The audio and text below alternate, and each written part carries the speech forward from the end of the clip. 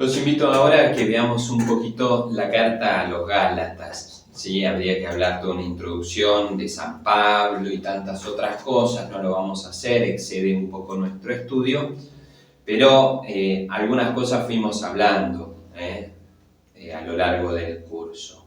Pero vamos a poner más la mirada en la carta a los Gálatas. Simplemente como introducción a San Pablo, tal vez saber cuáles son las fuentes que tenemos para estudiar a San Pablo. En primer lugar, los Hechos de los Apóstoles, en segundo lugar, sus propias cartas, y en tercer lugar, algunas cosas que se obtienen por la historia, ¿sí? Ahora, acá es donde las dos primeras fuentes, que son los Hechos de los Apóstoles y sus cartas, vamos a ver que entran un poco en cortocircuito, sin escandalizarnos. De hecho, ya lo hablábamos con los géneros literarios y lo hablamos con el Evangelio según San Lucas y los Hechos de los Apóstoles. Como los Hechos de los Apóstoles es una obra que busca transmitir algo, tiene una teología de fondo y por tanto Lucas fue acomodando esa obra con ciertos objetivos teológicos, ¿sí? Entonces, en esto tenemos que saber que hay ciertas cosas, habíamos dicho, que Lucas matizaba muchas realidades debido a la tensión que sufría la comunidad de Lucas. Él fue como amenizando ciertas realidades. Bueno, acá vamos a ver que los Hechos de los Apóstoles no siempre coinciden completamente con las cartas paulinas. De hecho, vamos a intentar comparar, los invito a que cada uno lea el texto, ¿sí? Hechos 15, del 2 al 30, con Gálatas 1, del 18 al 2:10. Gálatas capítulo 1, versículo 18 al capítulo 2, versículo 10. Y vamos a ver ahí que no coinciden completamente las conclusiones de lo que se llamó después el Concilio de Jerusalén. Acá hay toda una disputa que habíamos dicho que íbamos a desarrollar en esta clase, que originalmente el primer cristianismo, el cristianismo cuando nacía, una vez que Cristo murió y resucitó, estaban en un híbrido, por así decirlo, ¿no? Se juntaban, de hecho se ve que Pablo predicaba en las sinagogas, entonces se juntaban en los lugares acostumbrados, iban al templo a rezar, ¿sí? Y tenían ciertas costumbres que provenían del judaísmo. De hecho, la inmensa mayoría originalmente eran provenientes del judaísmo. Es en un escalón posterior, que está todo relatado en los Hechos de los Apóstoles, ya hablábamos de Pedro cuando bautiza a Cornelio, Felipe cuando bautiza al eunuco, como con la persecución de los primeros cristianos después del martirio de Esteban, comienza a desparramarse la buena noticia y ahí empiezan a incorporarse muchísimos paganos. San Pablo, y en medio de esa disputa, va a ser el que abre las puertas de una manera más definitiva a esto.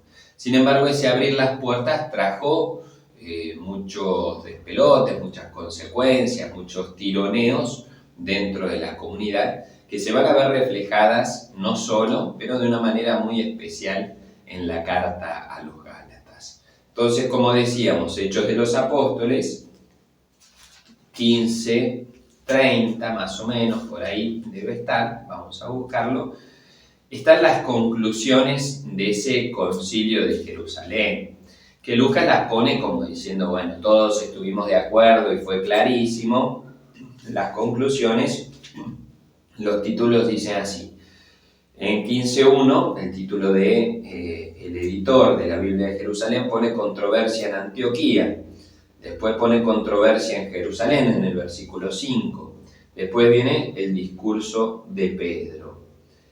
Y finalmente el discurso de Santiago, que aquí va a ser muy importante. Al final del discurso de Santiago, en 15:19, dice así: por esto, juzgo yo, está hablando Santiago, que no se debe molestar a los gentiles que se conviertan a Dios, sino escribirles que se abstengan de lo que ha sido contaminado por los ídolos, la carne sacrificada a los ídolos, de la impureza, de los animales estrangulados y de la sangre, Porque desde tiempos antiguos Moisés tiene en cada ciudad sus predicadores cuando se lee cada sábado en las sinagogas. Y en el versículo 28,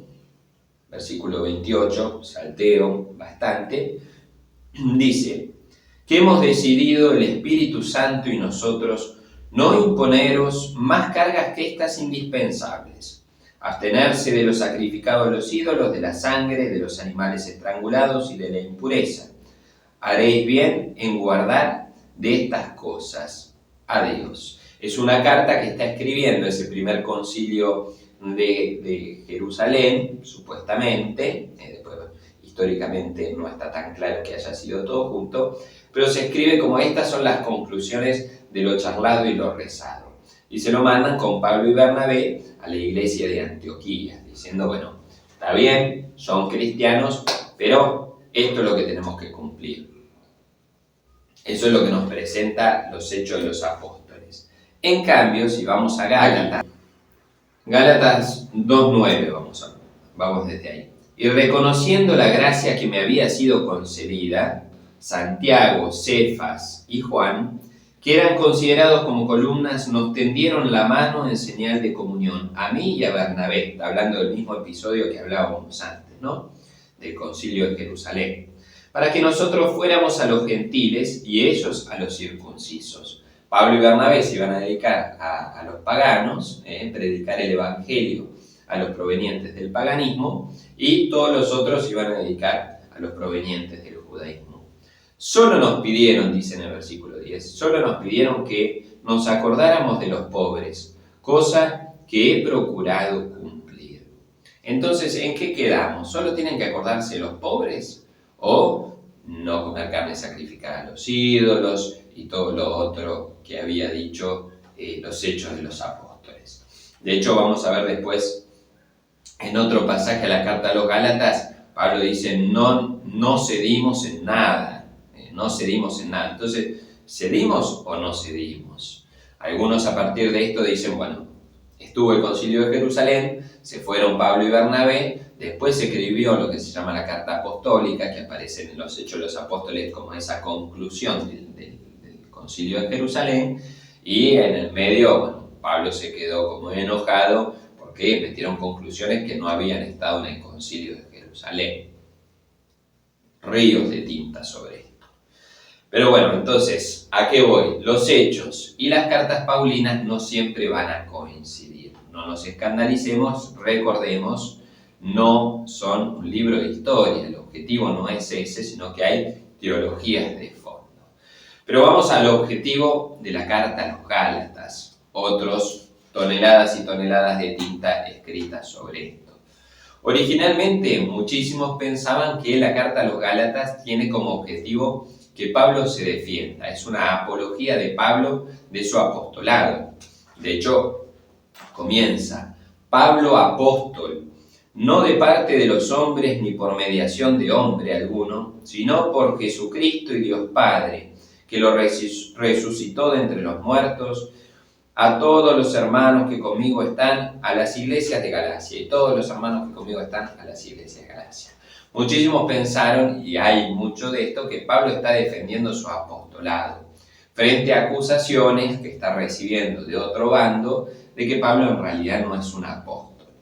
Hay algo de esa defensa. Pero para mí, y en esto voy citando, hay varios libros, mi tesis de licenciatura fue sobre la carta a los Gálatas, así que hay toneladas de libros. Para que no se nos vaya el tiempo presentando libros, hagan un acto de fe que lo saco de autores fidedignos. Para mí el objetivo principal, y hoy en día está bastante asegurado, eso no es la defensa de Pablo, no es Pablo que manda caprichoso y enojado porque están poniendo en duda su apostolado, sino que Pablo quiere volver a predicar el evangelio a los Gálatas, porque los Gálatas se desencarrilaron, se fueron de camino, y esto, ahora vamos a ir viendo citas, está completamente claro. Gálatas 1, del 6 al 9. Voy leyendo la traducción que tengo en el cursito que di, que es del libro del pueblo de Dios. Gálatas 1 del 6 al 9. Me sorprende que ustedes abandonen tan pronto al que los llamó por la gracia de Cristo para seguir otro evangelio.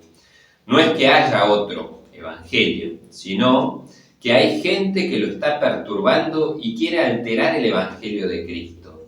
Pero si nosotros mismos o un ángel del cielo les anuncia un evangelio distinto del que les hemos anunciado, que sea expulsado. Ya se lo dijimos antes y ahora les vuelvo a repetir. El que les predique un evangelio distinto del que ustedes han recibido, que sea expulsado. Entonces, evidentemente los gálatas están teniendo la tentación de cambiarse de evangelio. Insisto, como dice Pablo, no porque haya otro, sino porque están desvirtuando el evangelio original. Gálatas 3:1. Gálatas insensatos, por quienes estoy sufriendo nuevamente los dolores del parto, hasta que Cristo sea formado en ustedes. Y Gálatas 4:11. Francamente temo haber trabajado inútilmente por ustedes. La carta a los Gálatas es la carta más pasional, más visceral de San Pablo. Era bastante visceral y acá lo deja a la vista. ¿Por qué? Justamente porque Pablo predicó a los Gálatas. Los Gálatas comenzaron bárbaro. De hecho va a decir aquí, Gálatas 5 del 7 al 10. Ustedes andaban tan bien, les dice Pablo. ¿Quién les impidió mantenerse fieles a la verdad? ¿No habrá sido a instancias de aquel que los llama? Un poco de levadura hace fermentar toda la masa. Yo espero en el Señor que ustedes no cambiarán de parecer. En cuanto a aquel que los está perturbando, será castigado sea quien sea.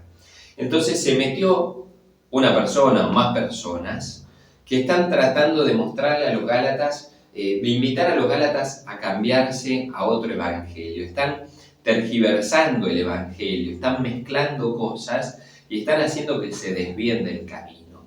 Entonces Pablo, como una madre cuando sus hijos están por sufrir alguna situación, sale como un león a defenderlos, ¿sí?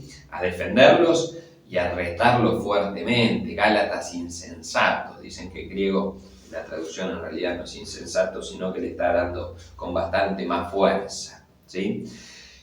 Entonces, Pablo evangelizó y ahora está defendiendo su evangelio, no defendiendo, mejor dicho, está volviendo a explicar el evangelio y exhortando a los Gálatas a volver al buen camino. Este es el porqué de la carta a los Gálatas. Y se entiende entonces que Pablo sea tan visceral. De hecho, dicen que si comparamos la carta a los Gálatas y la carta a los Romanos, medianamente es lo mismo. El tono es completamente distinto. En la carta a los Romanos, Pablo tenía por costumbre evangelizar allí donde nadie había evangelizado. Él no se metía en una comunidad nueva a evangelizar. Bueno, Pedro predicó, voy yo atrás de Pedro y predico. No, Pablo agarraba a los que estaban como tabula rasa, que no conocían el evangelio. Sin embargo, con los romanos, él está yendo a morir a Roma, a defenderse frente al César, que él mismo pidió ese juicio.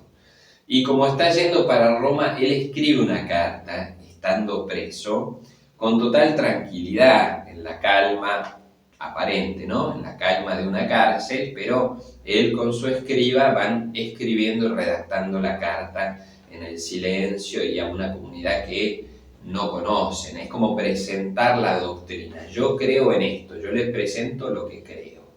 En cambio, a los Gálatas, Pablo está en esta situación. Bueno, no es la serenidad, sino que está viendo que todo su trabajo se está yendo por la borda, que todas las personas a quien él había predicado y la comunidad que él había dejado floreciente, por así decirlo, está sufriendo una sacudida del demonio, está recibiendo una tentación de dejar lo que él considera el Evangelio de Jesucristo. Bueno, vamos a ver algunas citas más, ¿sí? Ténganme paciencia, aquí en Gálatas vamos a ver muchas citas, me parece que justamente nos va a ayudar a meternos en lo que hay de fondo. Gálatas 2 del 11 al 14. Pero cuando Cefas llegó a Antioquía, él está contando, Pablo está contando un poco su historia, ¿sí? En ese defenderse de su apostolado, él está mostrando que los mismos apóstoles, las columnas de la iglesia que él había mencionado, bueno, a veces tambalearon y que el propio Pablo tuvo que volver a encaminarlos. El propio Pablo tuvo que decirles, bueno, ustedes están yendo del camino. ¿Qué es lo que está haciendo con los Gálatas ahora? Repito, Gálatas 2 del 11 al 14. Pero cuando Cefas llegó a Antioquía, yo le hice frente porque su conducta era reprensible. En efecto, antes que llegaran algunos enviados de Santiago, él comía con los paganos. Él compartía la mesa con los paganos comúnmente. Pero cuando estos llegaron, los enviados por Santiago, se alejó de ellos y permanecía apartado por temor a los partidarios de la circuncisión. Los demás judíos lo imitaron, y hasta el mismo Bernabé se dejó arrastrar por su simulación. Cuando yo vi que no procedían rectamente, según la verdad del Evangelio, dije a Cefas delante de todos, si tú que eres judío vives como los paganos, y no como los judíos, ¿por qué obligas a los paganos a que vivan como los judíos?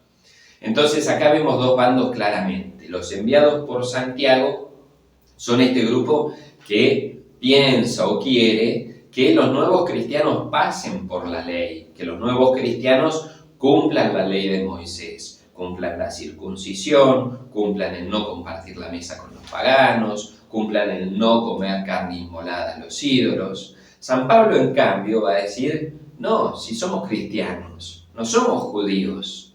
Entonces San Pablo va a tener en claro, el Evangelio dice otra cosa. No nos atemos a la ley de Moisés cuando Jesús superó la ley de Moisés. No nos quedemos enganchados en esto cuando Jesús nos liberó de esto. De hecho, vamos a unas citas sobre la libertad que van a ser muy importantes. Esta es la libertad, dice Gálatas 5 del 1 al 6. Esta es la libertad que nos ha dado Cristo. Manténganse firmes para no caer de nuevo bajo el yugo de la esclavitud. Yo mismo, Pablo, les digo, si ustedes se hacen circuncidar, Cristo no les servirá de nada. Escuchen qué fuerte. Si ustedes se hacen circuncidar, Cristo no les servirá de nada. Les vuelvo a insistir. Todos los que se circuncidan están obligados a observar íntegramente la ley. O sea, dice, si vos te circuncidás, bueno, está bien, pero aferrate a la ley y a la ley completa, a toda la ley. No vengas a elegir, bueno, qué sí, qué no. Obligados a observar íntegramente la ley. Si ustedes buscan la justicia por medio de la ley, han roto con Cristo y quedan fuera del dominio de la gracia, porque a nosotros el Espíritu nos hace esperar por la fe los bienes de la justicia. La justificación sería lo que nosotros entendemos por santidad, más o menos, ¿sí? O sea, si quieren ser santos, vamos por el lado del Espíritu y la libertad, por Cristo. Cristo nos liberó, Para ser libres nos liberó Cristo, va a decir en esta misma carta. Entonces, o elegimos, ¿vamos por el lado de Cristo para ser santos o vamos por el lado de la ley? Y va a mostrar que el lado de la ley no sirvió. Dice que de hecho la ley los dejó como embarañados en un menjunje del cual no pudieron salir. Va a hablar del yugo de la ley, el peso de la ley. A nosotros, ¿quién nos liberó de ese peso? Jesucristo. Y ustedes, habiendo comenzado bien, les dice Pablo, habiendo comenzado por el Espíritu, vuelven ahora a la esclavitud de la ley. ¿Quién los entiende? Está diciendo. Entonces, ¿en qué quedamos? Empezaron por el Espíritu y libres, y ahora se están atando a la ley. No lo puedo entender, y de hecho San Pablo lo que hace en la carta a los Gálatas es mostrarles que este yugo de la ley ya fue, que Jesús lo venció, que esto no conducía a ningún lado, y mostrarles que justamente la libertad a la que nos da, la libertad que nos regala Dios, que nos regala Cristo, es para ser hijos de Dios. De hecho, va a decir para llamar a Dios Abba Padre. Gálatas 4, versículo 6. Y como sois hijos, Dios envió a nuestros corazones el espíritu de hijos que clama Abba Padre. Entonces, la plenitud, esa libertad que nos da Dios, es la libertad de los hijos. De hecho, va a jugar ahí con Isaac e Ismael, el hijo de la esclavitud. Bueno, va a estar jugando justamente con eso, las dos alianzas, la alianza de Agar y de Sara, una que era la esclava, ¿sí? Y otra que era la mujer. Y de hecho va a estar jugando constantemente con eso. Si elegimos ser hijos de la esclavitud, es aferrarnos a la ley. Si elegimos ser hijos de la libertad, es justamente aferrarnos a Cristo y al ser hijos de Dios. Esa va a ser la gran invitación. Y después hay todo un excursus acá, excursus por decirlo, ¿no? En el capítulo 5, versículo 1, de hecho, el editor de la Biblia de Jerusalén pone conclusión, la verdadera libertad cristiana. Y abajo empieza libertad y caridad. Dice un autor, Aleti, un estudioso de San Pablo, que donde vemos que San Pablo se va de tema, vieron que yo a veces digo paréntesis. Bueno, los paréntesis de San Pablo, en realidad es donde San Pablo quiere apuntar. No es, ay, se fue de tema. No, justamente se está yendo de tema porque ese es el tema principal. San Pablo comienza hablando de lo que está en discusión. ¿Soy apóstol? ¿No soy apóstol? ¿Cuál es el verdadero evangelio? Para mostrarles, muchachos, esto es el verdadero evangelio de la libertad. Entonces, ahí está el centro de la carta a los Gálatas. De hecho, algunos la llaman como la carta de la libertad. Sintetizando, me estoy poniendo pasional como San Pablo. De hecho, San Pablo nos ayuda, a los que somos un poco polvorita o de mecha corta, darnos cuenta que podemos ser santos a pesar y con nuestra personalidad. Pero justamente San Pablo, a través de este fuego, esta pasión, esta defensa, está predicando cuál es el verdadero evangelio. Y acá vamos a hacer una bajada un poco pastoral, ¿sí? O intentar hacer una bajada un poco pastoral. Entre todos los autores que leía sobre los Gálatas, hay uno que me parece, analizando por qué los Gálatas se volvieron a la ley, o por qué los Gálatas querían volverse y aferrarse a las costumbres, más allá de este grupo de los enviados de Santiago, que habría mucho que decir. Más allá de eso, dice, bueno, a veces la libertad nos da miedo, ser libres nos da miedo. Y en esto muchas veces lo vemos en la iglesia, dentro de muchas propuestas, vamos a decir, propuestas más conservadoras. A veces los más cuadraditos, sin juzgar a nadie, y acá no empecemos a ponerle nombre, pero a veces el ser cuadrado en nuestra fe es una tentación inmensa, una tentación de seguridades. Porque si yo sé que, y acá viene lo de la ley, ¿no? Si yo sé que me circuncido, que no como carne a los ídolos, que hago no sé cuántas purificaciones por día, que hago no sé cuántas oraciones por día, estoy salvado, ¿sí? A veces esas concepciones mágicas que tenemos, insisto, sin criticar a nadie ni nada. Pero si yo mando 25 mensajitos de San Expedito a no sé quién, si yo uso el escapulario con el fondo bordó o marrón o no sé qué cosa, o si yo tengo y me pongo agua bendita no sé cuántas veces al día, estoy salvado, bueno, estamos cayendo en una magia que no es el Evangelio, estamos cayendo en una brujería, eso no es el Evangelio, ¿sí? Habría muchísimo para hablar de esto.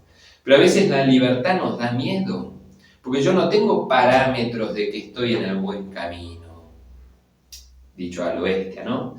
Pero yo no tengo esa seguridad. Bueno, hoy hice las 5 oraciones, ¿sí o no? No. Hoy me unté con no sé qué cosa y voy a ser salvo, no lo sé.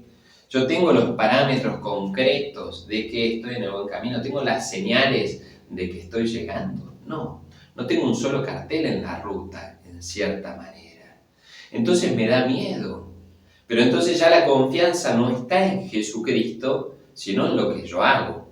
Ya la confianza no está en la gracia de Dios y en que soy un hijo amado del Padre, sino en que yo estoy haciendo bien las cosas. Y ese evidentemente que no es el Evangelio. El Evangelio tiene una dimensión moral inmensa, no lo podemos dudar, dos dedos de frente, no lo podemos dudar. Pero digo, mi certeza está en las obras que yo hago o en la gracia de Dios. Mi certeza está en ir cumpliendo las normitas o la certeza está en el amor que Dios me tiene, en el bautismo que yo recibí, en el Espíritu Santo que me acompaña. Entonces, en esto, y termino, tengamos mucho cuidado, ¿sí? Mucho cuidado de aferrarnos a recetas mágicas, a tener miedo de esa libertad. No es libertinaje, es libertad. Para ser libres nos liberó Cristo. Pero a veces nosotros nos vamos encadenando a otras cosas, a muchísimas otras cosas.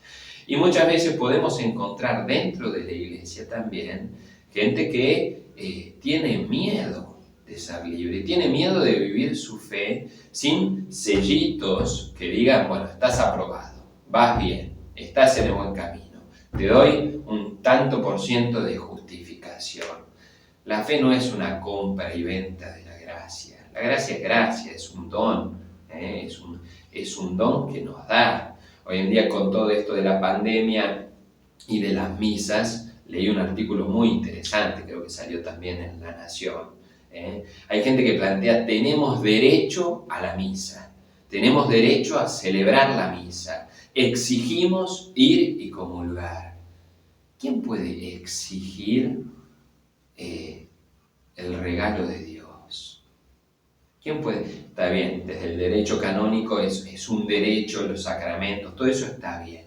Pero no perdamos del centro que la salvación es una gracia, que Cristo nos salvó, que Cristo nos liberó por gracia. Nadie merece la justificación, nadie merece la gracia de Dios. Nos la regala. Acá hay todo un tema en Tratado de Gracia que daría para varios videos más, pero la gracia es gracia, es Dios que nos regala. Después, dentro de esa gracia, dentro de la cancha de fútbol, podemos ir mereciendo, ¿sí? Entrar a jugar en las ligas mayores no es porque yo lo merezco, es Dios que me lo regala. Dentro de ese regalo que me hace de entrar en la cancha, por así decirlo, puedo jugar mejor o peor, evidentemente, y ahí entra el merecimiento. Pero el entrar en ese ser hijo de Dios es un regalo que Dios nos hace. Fin de la carta a los Gálatas.